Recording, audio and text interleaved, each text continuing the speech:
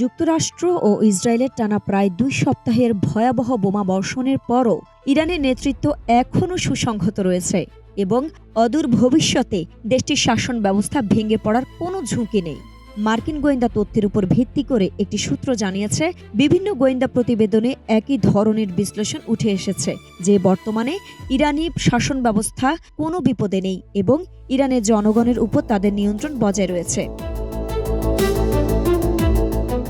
নাম প্রকাশ না করার শর্তে সূত্রগুলো মার্কিন গোয়েন্দা সংস্থার এই অনুসন্ধান নিয়ে আলোচনা করেন।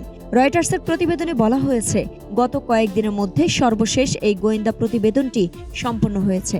যুক্তরাষ্ট্র ও ইসরায়েলি হামলার প্রথম দিনই ইরানের সর্বোচ্চ নেতা আয়াতুল্লাহ আলী খামেনি নিহত হলেও দেশটির ধর্মীয় নেতৃত্বের মধ্যে যে সংহতি রয়েছে, এই প্রতিবেদনে সেটি ফুটে উঠেছে।